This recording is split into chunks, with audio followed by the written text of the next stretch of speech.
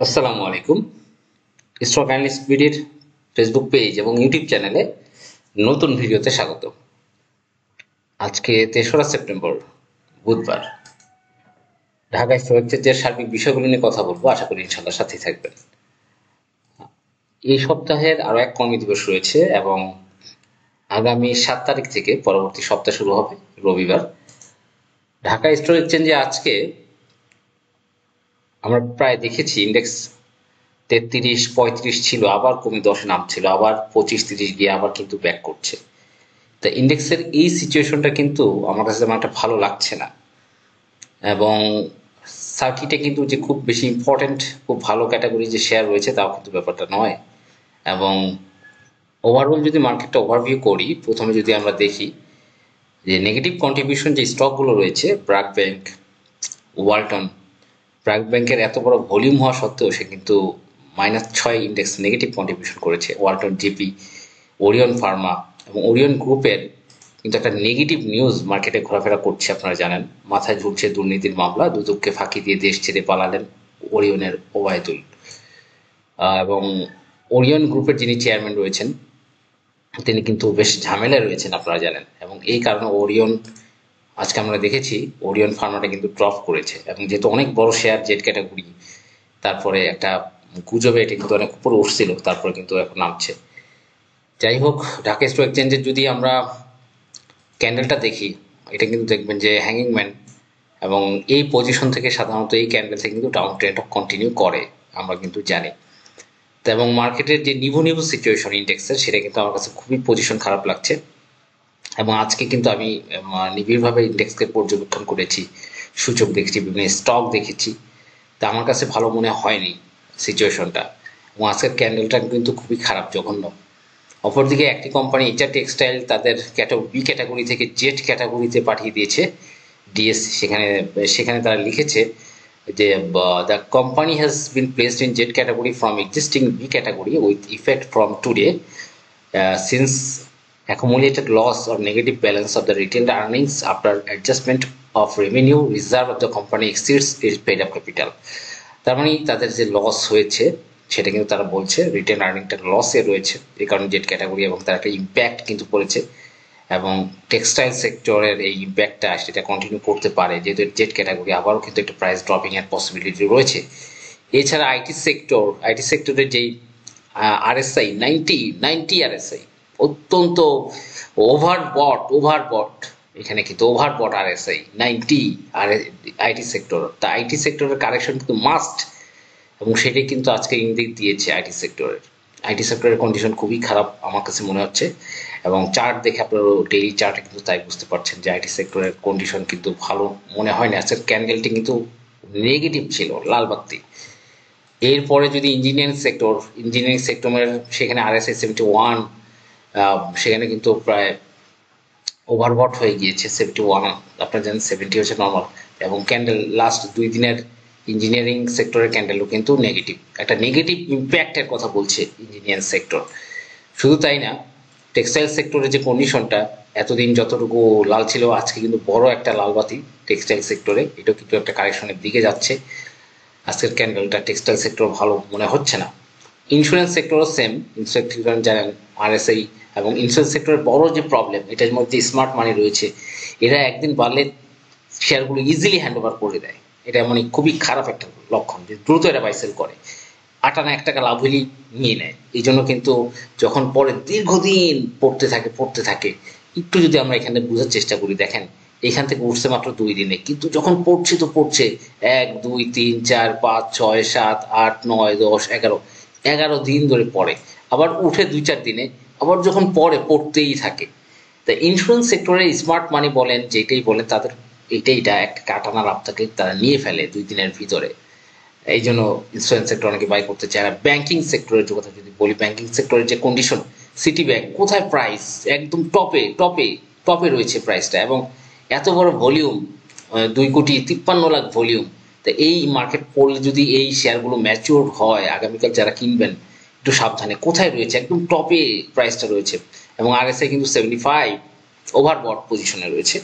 এবং এখানে যদি 2,53,00,000 শেয়ার কিন্তু আগামীকাল যারা কিনবে, এই শেয়ারটা কিন্তু ম্যাচিউর হবে রবিবারে, এবং তারা কিন্তু বসে থাকবে না। এখানে কিন্তু প্রফিট টেকিং একটা বিষয় রয়েছে। এত শেয়ার, এত পরিমাণ শেয়ার। শুধু তাই না, ব্র্যাক ব্যাংকের মতো কোম্পানি, এখানে যদি দেখি 21 লাখ শেয়ার ট্রেড হয়ে কিন্তু নেগেটিভ আজকের ক্যান্ডেলটা ভালো না, ভালো মনে হচ্ছে না। এবং ব্র্যাক ব্যাংকের ক্যান্ডেলটা কিন্তু পজিশন ভালো না, নেগেটিভ। এরপরে যদি আমরা দেখি শুধু ব্যাংকের ভিতরে যদি আমরা একটু খেয়াল করি, তাহলে দেখবো যে ইবিএল ইস্টার্ন ব্যাংক 1,20,00,000 ভলিউম, এবং এর যে পাবলিক হোল্ডিং হাতি মার্কার শেয়ার 39 কোটি পাবলিক হোল্ডিং, 39 কোটি পাবলিক হোল্ডিং। মানে এই শেয়ারগুলো আমি বুঝি না যে 1,20,00,000 শেয়ার আজকে ট্রেড হওয়ার পরেও ক্যান্ডেল কিভাবে নেগেটিভ, এত শেয়ার ট্রেড হওয়ার পরেও এই ক্যান্ডেলটা নেগেটিভ বানায় দিচ্ছে, মানে লাল বাতি জ্বালায় দিচ্ছে। এত শেয়ার এইসব ব্যাংকের, আমি বুঝি না মানে সাধারণ বিনিয়োগকারী কিভাবে এখান থেকে প্রফিট করবে, এত শেয়ার ট্রেডের পরেও নেগেটিভ। এরপরে যদি দেখি ঢাকা ব্যাংক 60 লাখ ট্রেড হয়েছে, তা এই 60 লাখ ট্রেড কিন্তু রবিবার ম্যাচিউর হবে। তার মানে আগামীকাল যারা বাই করবে তাদের অবশ্যই বুঝে শুনে বাই করতে হবে। এরপরে ব্যাংক এশিয়া কিভাবে 53 lakh, south east bank 50 lakh, এবং ব্যাংকের হিউজ শেয়ার সাউথ ইস্ট ব্যাংকের পাবলিক হোল্ডিং 33 কোটি পাবলিক হোল্ডিং, ওয়ান ব্যাংক 37 কোটি পাবলিক হোল্ডিং। এই জন্য ব্যাংকিং সেক্টরটা অত্যন্ত স্লো মুভমেন্টে থাকে।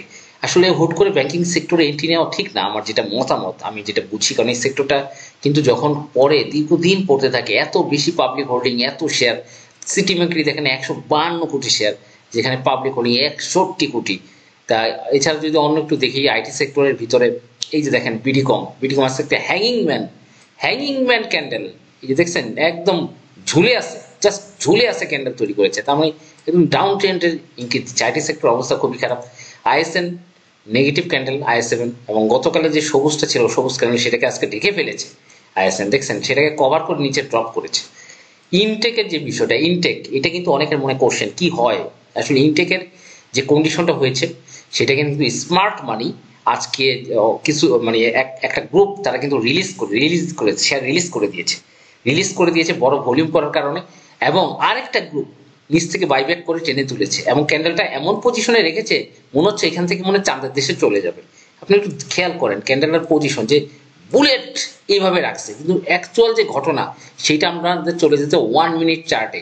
1 মিনিট চার্টে গেলে আপনি ডিটেলস ব্যাপারটা পেয়ে যাবেন। দেখেন শুরুতে 41-20-এ 7,91,000 শেয়ার, 7,91,000 শেয়ার কিন্তু ট্রেড হয়ে গেছে জাস্ট অবস্থায়, অল ডেটে দাম করে মেরে দিয়েছে 7,91,978 পিস শেয়ার। এরপরে কিন্তু 4,97,000 শেয়ার, 4,97,000 শেয়ার দাম করে মেরে দিয়েছে। এই যে ফিডিংটা হয়েছে,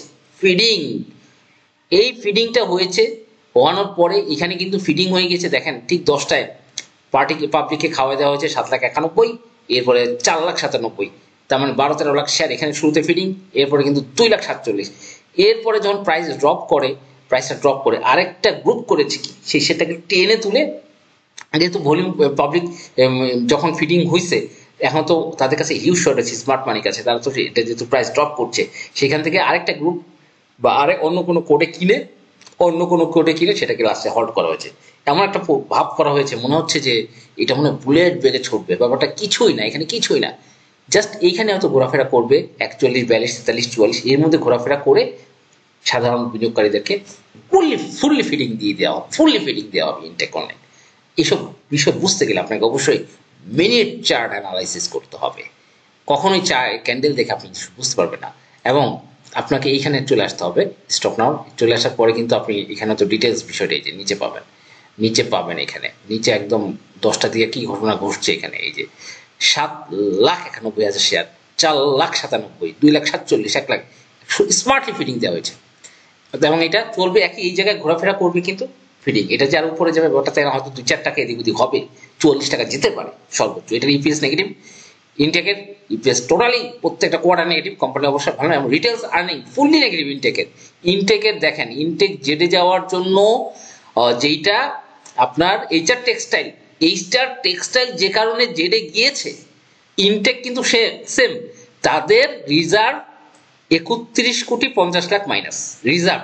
ইনটেকের রিজার্ভ কিন্তু 31,50,00,000 মাইনাস, মানে তাদের রিটেল আর্নিং কিন্তু মাইনাস। টোটাল শেয়ার দেখেন, টোটাল শেয়ার 3,13,00,000, তার মানে আপনার পেইড আপ ক্যাপিটাল হচ্ছে 31 কোটি এবং তাদের মাইনাস হচ্ছে 31,50,00,000। এইচআর টেক্সটাইলকে যদি রিটেল আর্নিং এর জন্য যেটা দেওয়া হয় তাহলে ইনটেককে তো আরো আগে দেওয়ার কথা, কারণ তাদের রিটেল আর্নিং কিন্তু 50,00,000 মাইনাস বেশি। তাদের রিটেল যে আর্নিংটা সেটা 50,00,000 আরো বেশি মাইনাস পেড আপ ক্যাপিটালের থেকে। তা আমি বুঝলাম না এই 2 নম্বর এটা ঢাকা স্টক এক্সচেঞ্জ কোন হিসাবে করে যে এইচআর টেক্সটাইলকে যেটা দিয়ে দিল ইনটেককে দিল না। আমার কোশ্চেন এইটা। তো তাদের তো পেড আপ ক্যাপিটাল থেকে রিজার্ভ মাইনাস বেশি, রিটেল আর্নিংস আরো বেশি মাইনাস। এবং তাদের এটা যদি আপনার ইয়াতে যান বাৎসরিক যে ইয়ার স্টেটমেন্ট সেখানে গেলে আরো বলবেন যে তাদের রিটেল আর্নিংটা মাইনাস 31,50,00,000 টাকা রিটেল মাইনাস, এরও যেতে যাওয়া উচিত। তা যাই হোক এই স্টকটা নিয়ে একটু সাবধান থাকবেন। এছাড়া বিডিকমের যে ক্যান্ডেলটা দেখতেই পাচ্ছেন হ্যাঙ্গিং ম্যান, এবং হচ্ছে এরপরে যে প্রত্যেকটা আইটি সেক্টরের প্রত্যেকটা শেয়ার কিন্তু অবস্থায় যে অগ্নি সিস্টেম 38 লাখ ভলিউম করে সে কিন্তু তার ক্যান্ডেল নেগেটিভ করে ফেলছে। তার মানে কি পরিমাণ শেয়ার এখানে কিন্তু ছাড়তে পারতেছে না। তো এই সকল অবস্থা এরপর যদি ইঞ্জিনিয়ারিং সেক্টরে একই অবস্থা, গোল্ডেন সন ইপিএস একদম মাইনাস 1.44, প্রত্যেকটা কোয়ার্টার খারাপ। এবং আজকে কিন্তু সে যেভাবে ক্যান্ডেল করছে 75 লাখ শেয়ার, আগামীকাল যারা গোল্ডেন সন কিনবে তার মানে বোঝাই যাচ্ছে যে গোল্ডেন সন আগামীকাল কিনতে গেলে রিস্কি এই প্রাইসের উপরে কিন্তু। এবং এই 75 লাখ শেয়ার কিন্তু রবিবার ম্যাচিউর, এটা কিন্তু হিসাব করতে হবে। প্রত্যেকটা ডোমিনেন্স হায়ার হাই এবং সেটা কিন্তু দেখতে পাচ্ছেন আজকে 51 লাখ শেয়ার ট্রেড হয়ে যাওয়ার পর নেগেটিভ। কি পরিমাণ ফিডিং হচ্ছে, 51 লাখ শেয়ার ট্রেডিং হওয়ার পর কিন্তু নেগেটিভ।